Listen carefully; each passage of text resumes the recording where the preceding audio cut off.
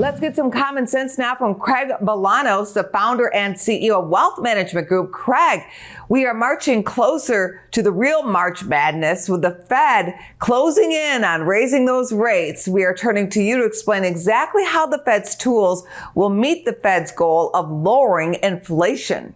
Well, Angela, that's a great question. And the good news is the Federal Reserve has really three tools at their disposal right now, something called a balance sheet, something called monthly bond buying, and what you just mentioned, the headline, raising interest rates, because it's clear that's going to happen starting in March. And when the Federal Reserve raises interest rates, the idea is to start cooling off or taking some of the excess out of the economy. And the way that's done is when you raise the cost to borrow, aka rising rates, consumers tend to consume a little bit less.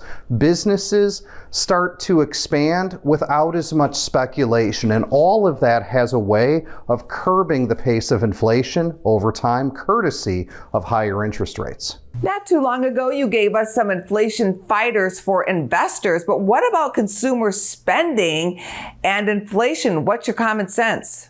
Angela, astute question. All of us are consumers. In fact, America as a country, we are probably the greatest consumers on the planet. And here's the reality. With interest rates going up, many analysts see, and I would agree, that we're going to have a 4% mortgage later this year. So if you have a mortgage that hasn't been refied, if you haven't gotten today's low rates, get it locked in, because we're probably heading to 4%, and we haven't seen that since 2014. Let's also talk about student loans for a minute. The avalanche issue in America today. If you've got federal loans, you probably don't want to do any consolidation. You don't want to touch them, because right now there's no interest and no payments on the federal side through May because the president extended the deferment. But if you have private loans, this is kind of like that last call, that swan song, where you might want to consider searching out better terms and conditions to lock in rates before the opportunity is gone, as higher rates are likely to prevail. Last but not least, for everybody, take control of your finances.